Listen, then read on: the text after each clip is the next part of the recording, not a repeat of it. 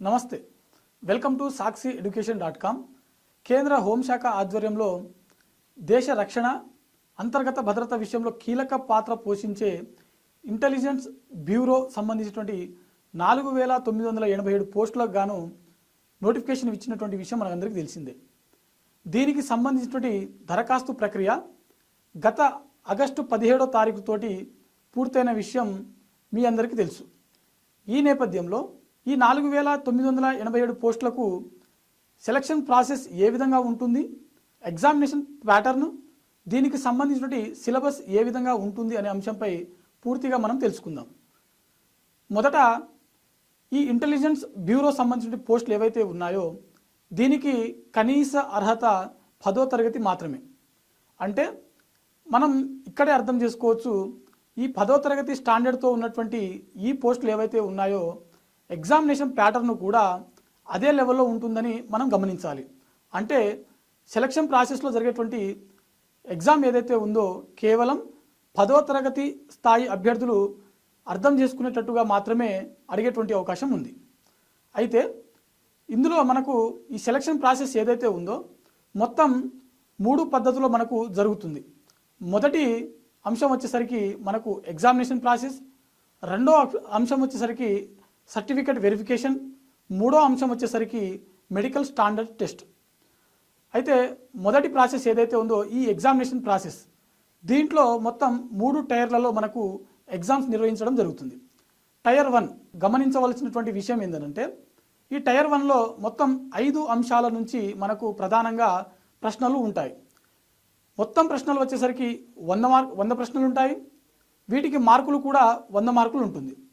కానీ అభ్యర్థులు గమనించవలసినటువంటి మరో ముఖ్యమైన విషయం ఏంటంటే సమయం మాత్రం కేవలం 1 అవర్, అంటే 60 నిమిషాలు. 60 నిమిషాల్లో అభ్యర్థి 100 మార్కులకు గాను 100 ప్రశ్నలకు గాను సమాధానం ఇవ్వాల్సి ఉంటుంది.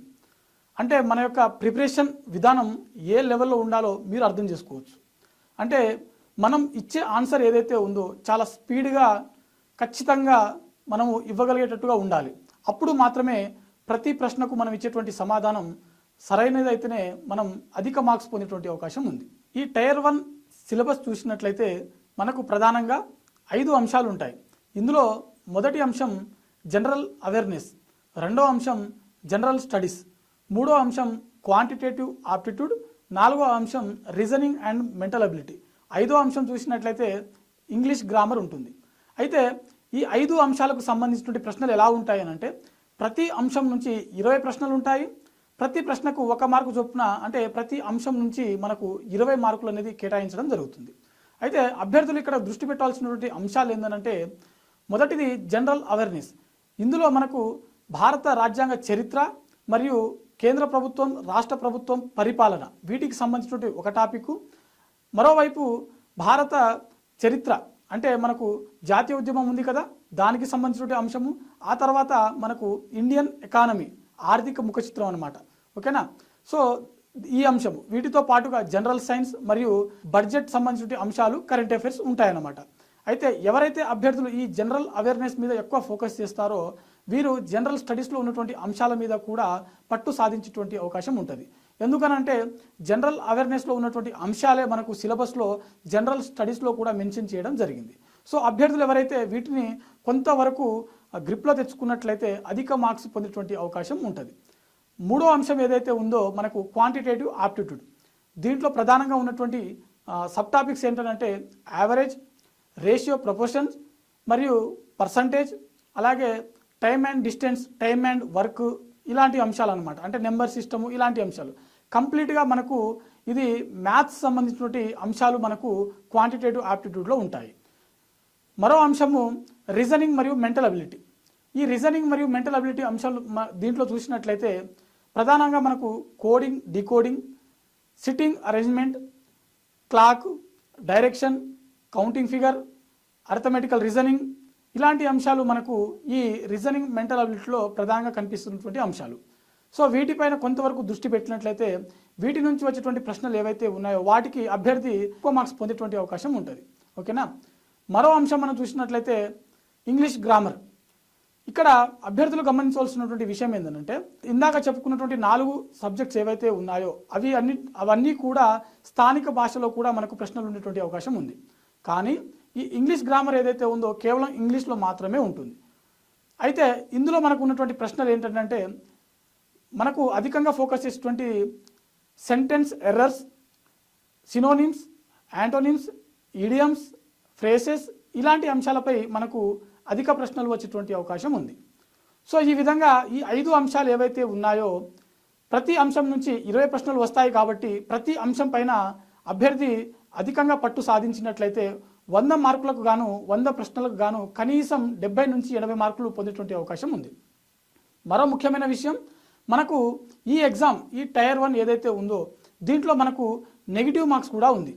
ఈ నెగిటివ్ మార్క్స్ ఎట్లా అనంటే ప్రతి 4 తప్పు ప్రశ్నలకు గాను 1 మార్కు అనేది తీయడం జరుగుతుంది. అంటే ఒక ప్రశ్నకు 1/4 మార్క్స్ అనేది నెగిటివ్గా కేటాయించడం జరిగింది.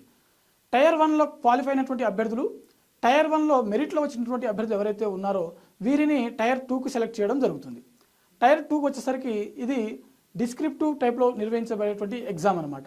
దీంట్లో మనకి ఒక పారాగ్రాఫ్ ఇవ్వడం జరుగుతుంది. ఈ పారాగ్రాఫ్ ఏదైతే ఉందో దీన్ని ఇంగ్లీష్ నుంచి తెలుగులోకి, తెలుగు నుంచి మళ్ళీ ఇంగ్లీష్లోకి ట్రాన్స్లేట్ చేయాల్సి ఉంటుంది. దీనికి మనకు 50 మార్కులు కేటాయించడం జరిగింది. సమయం కూడా 1 అవర్ కేటాయించడం జరిగింది. అయితే ఇక్కడ అభ్యర్థులు గమనించవలసినటువంటి విషయం ఏంటంటే టైర్ 1లో ఉన్నటువంటి 100 మార్కులు ఏవైతే ఉన్నాయో అది మాత్రమే కాదు మెరిట్కి. ఇక్కడ టైర్ 2లో ఉన్నటువంటి ఈ 50 మార్కుల ప్రశ్న ఏదైతే ఉందో దీనికి కూడా మెరిట్లో మనకు మార్క్స్ కలుస్తాయి అని చెప్పి మీరు గమనించవలసినటువంటి విషయం. టైర్ 2లో అధికంగా మార్క్స్ పొందేటువంటి అభ్యర్థులు కూడా జాబ్ సెలక్షన్లో కీలకంగా మీరు ఉండేటువంటి అవకాశం ఉంటుంది. సో ఈ విషయాన్ని ప్రతి అభ్యర్థి గమనించవలసినటువంటి అవసరం ఉంది. టైర్ 3కి వచ్చేసరికి మనకి ఇంటర్వ్యూ మరియు పర్సనాలిటీ టెస్ట్ అనేది ఉంటుందన్నమాట.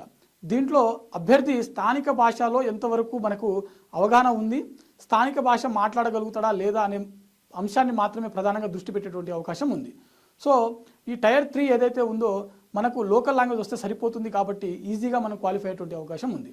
సో ఈ విధంగా మనకు ఎగ్జామినేషన్ యొక్క ప్యాటర్న్, సిలబస్ అనేది కేటాయించడం జరిగింది. మరి అభ్యర్థులు ఇప్పుడు ఏం చేయాలి అని అంటే మనకు ఆల్రెడీ దీనికి సంబంధించిన దరఖాస్తు ప్రక్రియ పూర్తయింది కాబట్టి ఎవరైతే అప్లై చేసుకున్నటువంటి అభ్యర్థులు ఉన్నారో వారందరూ కూడా ఇప్పటి నుంచే మీ యొక్క ప్రిపరేషన్ ప్లాన్ ఏదైతే ఉందో మరింత వేగవంతం చేయడం ద్వారా మీరు విజయం సాధించేటువంటి అవకాశం ఉంది. ఇందులో మీరు దృష్టి పెట్టాల్సినటువంటి విషయం ఏంటంటే గత ప్రశ్నలు ఏవైతే ఉన్నాయో, గతంలో జరిగినటువంటి ఎగ్జామ్స్ ఏవైతే ఉన్నాయో ఆ పేపర్ అన్నింటినీ కూడా మీరు గ్యాదర్ చేసి వాటిని అధికంగా ప్రాక్టీస్ చేయడం వల్ల మీరు ఎక్కువ మార్క్స్ పొందేటువంటి అవకాశం ఉంటుంది. మీ యొక్క సమయం ఏదైతే ఉందో దాన్ని పూర్తిగా మీ యొక్క రివిజన్ పైన దృష్టి పెట్టేటట్టుగా కేటాయించడం వల్ల మరింత మార్క్స్ మీరు పొందేటువంటి అవకాశం ఉంటుంది. సో ఇది ఇయాల్టీ వీడియో. చూస్తూనే ఉండండి సాక్షి ఎడ్యుకేషన్. Thank you all.